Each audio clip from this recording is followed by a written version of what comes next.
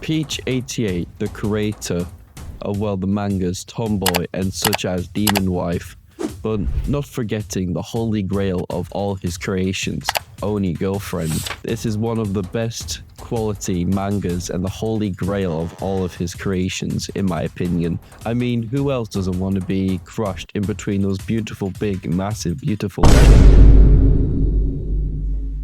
But out of all of his creations, comics and anime and mangas alike, he created one of the most outstanding comics I've ever read in quite a while. That's more or less rode the algorithm all the way to success. But where did that success come from? Well, in this video, we will be going through that and how the actual protagonist of our story would actually get that same success with the two girls in his harem, more or less. But what would make this story special? You guys haven't been here very long to know me very well, have you? Let's see how they would get along. So, let's get this started, shall we? We will begin with the story. Well, at the age of Izuku being the age of 5, when he found out when he was quirkless. When Izuku found out that incurable disease known as quirklessness, he found ways around trying to get stronger. Well, until he reached a certain age, he couldn't really get muscle. He'll just strangulize his body until he actually gave out. But he did find ways.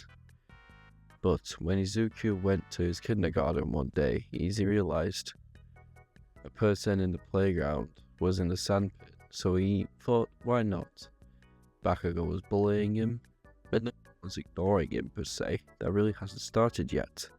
But he thought he would give it a go and actually go talk to somebody. Izuku didn't realize, however, this friendship would last a lifetime. He would go up to the person and ask them how they were, as the girl would look at him, confused, wondering why someone is talking to her, until she looked back and realized it was Izuku, the quirkless kid, as she would smile at him nervously. "And who are you?" she said, just trying to start a conversation. "Oh, I'm Izuku Midoriya, and you are?"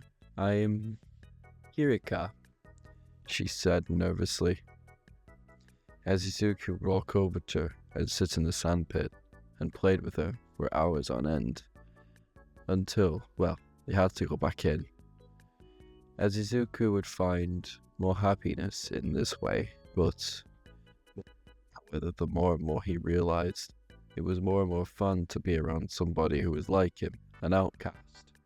In his opinion, he liked it. It was horrible the way him and her were treated recently by Bakugo, but he understood. He really did.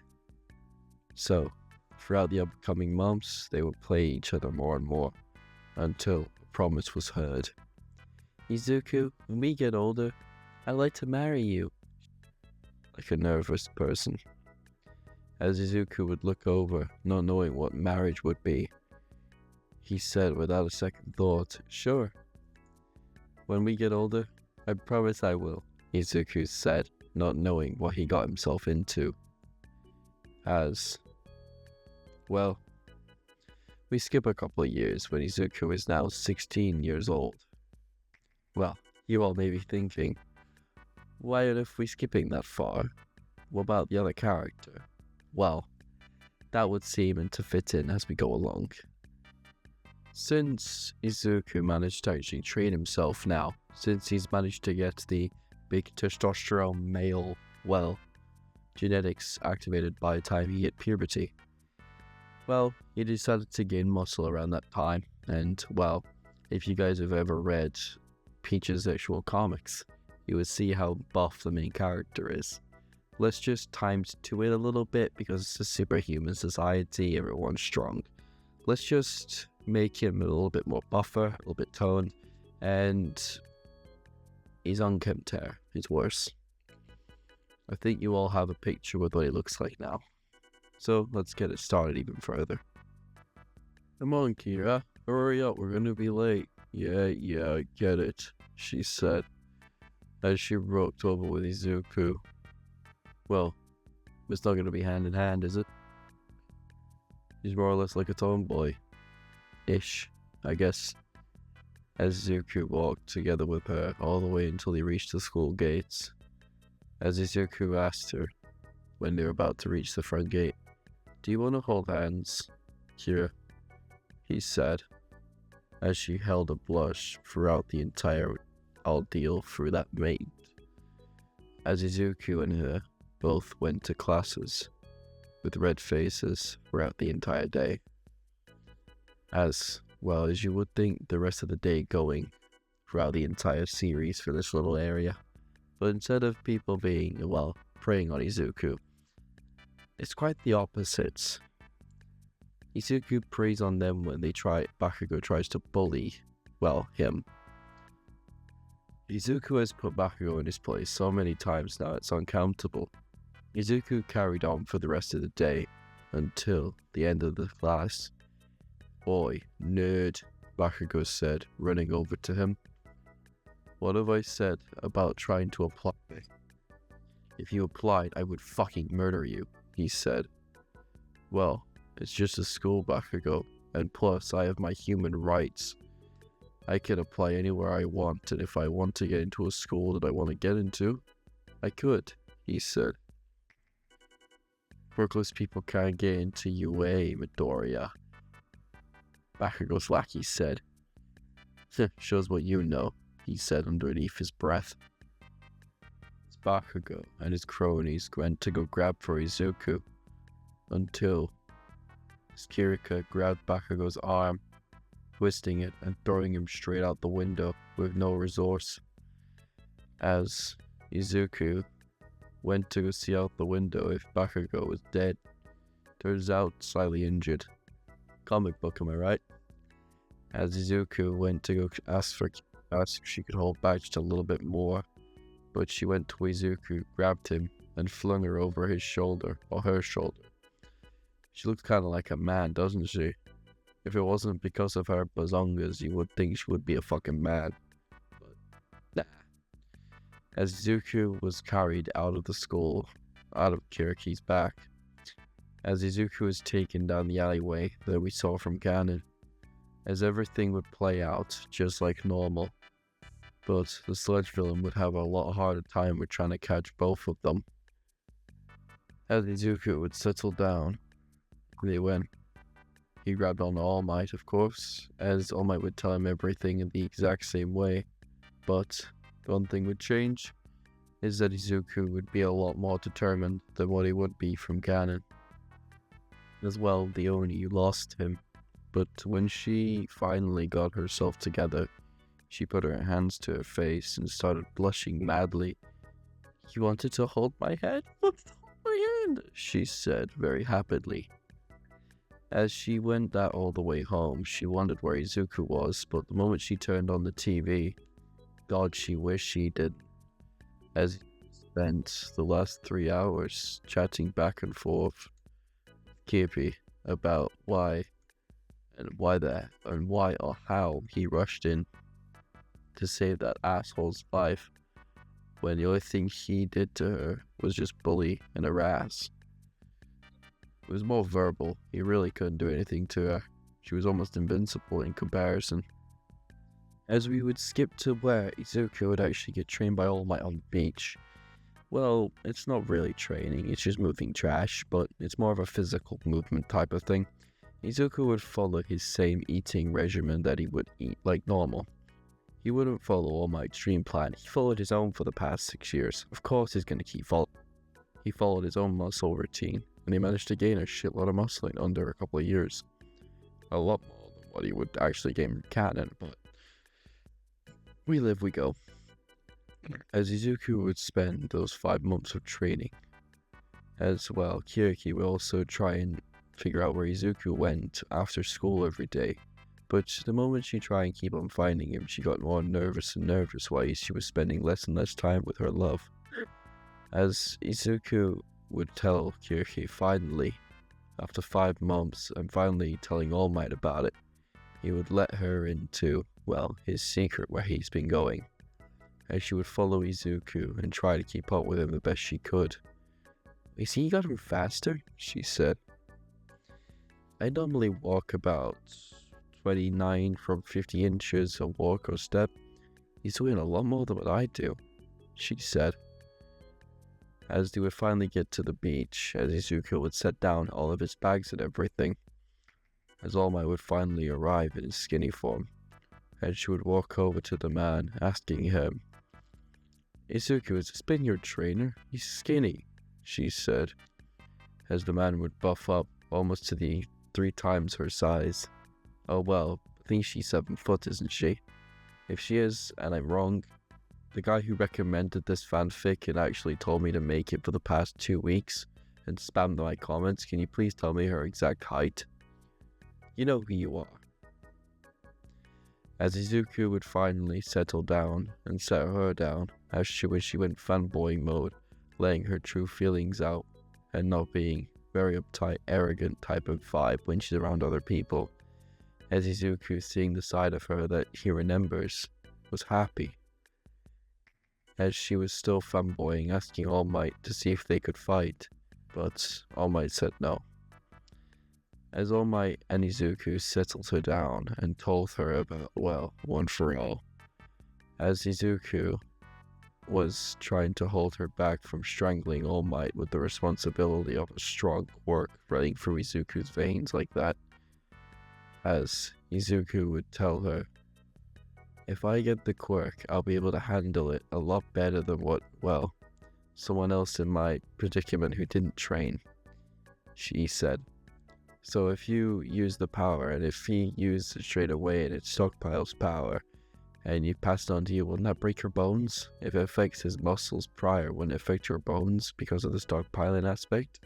she said. "Well, yes, kinda," All Might said, being the muscle brain that he is. "Well, in the past couple of years, the One for All has grown, but it's not grown exponentially.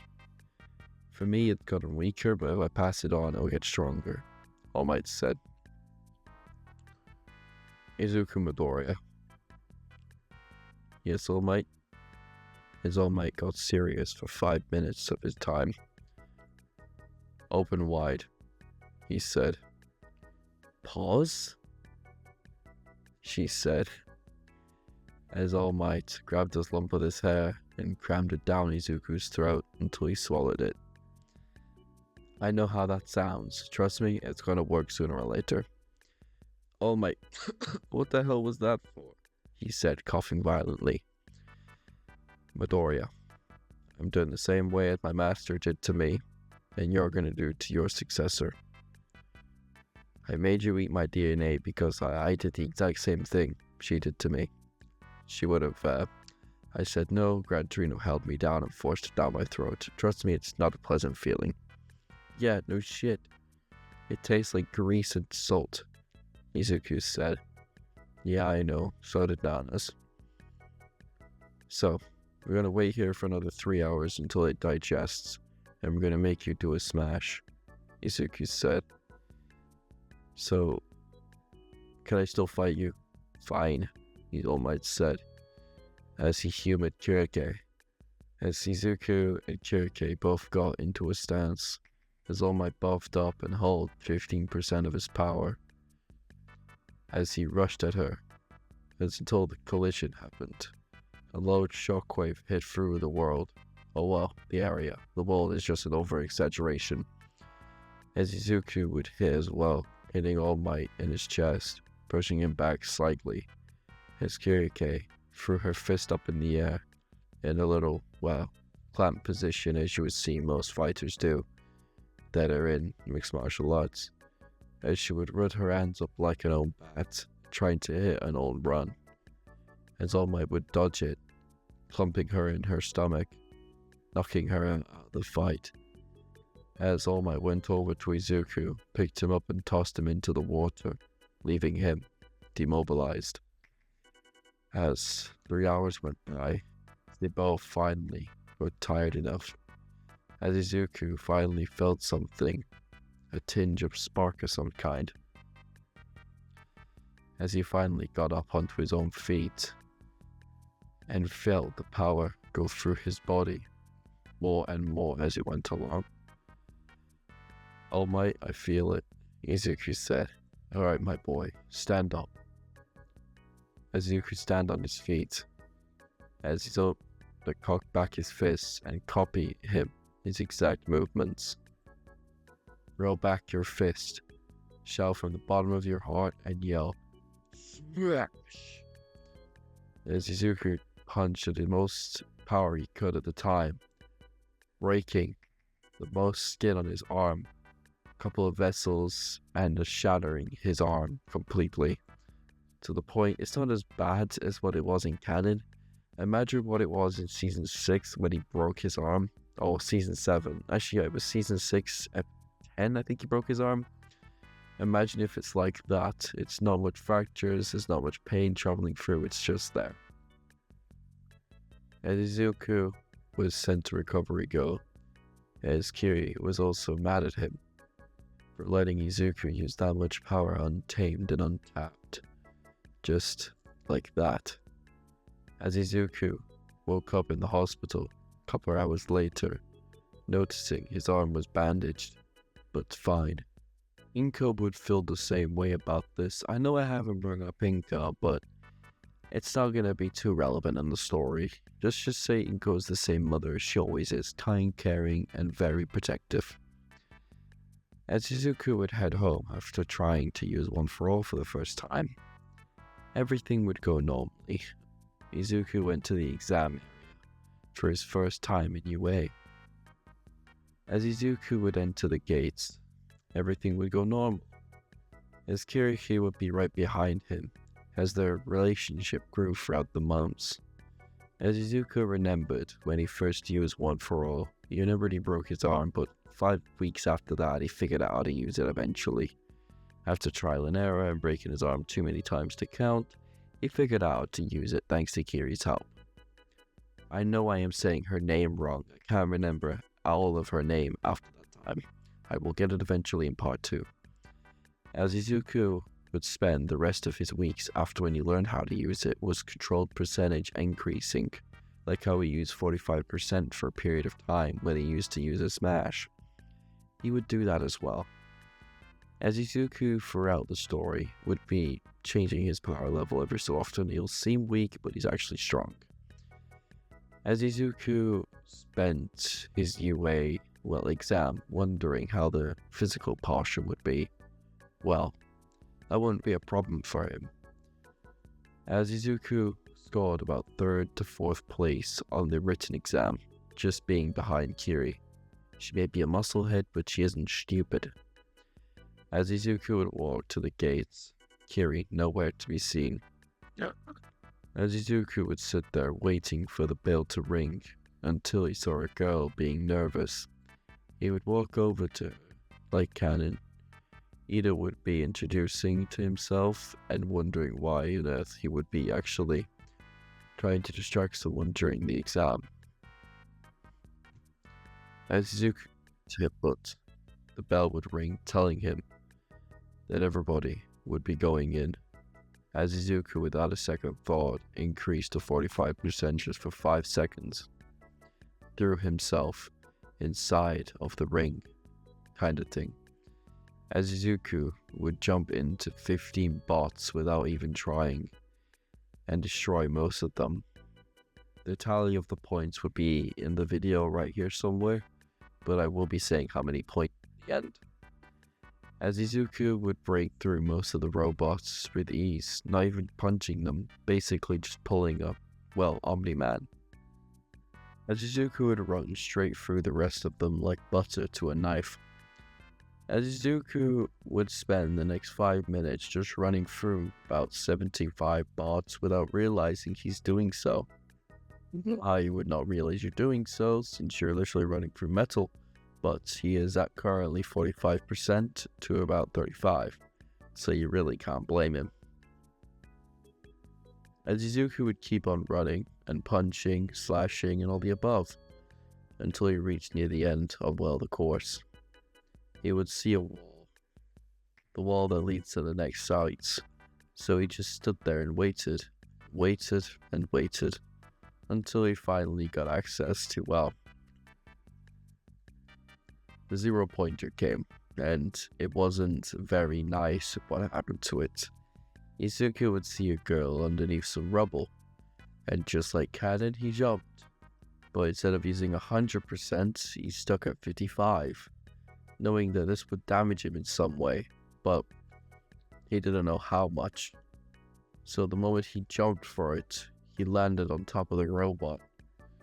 As he shouted at the top of his lungs, a new phrase that All Might didn't know he would say at the time. Yukikaida? Smash!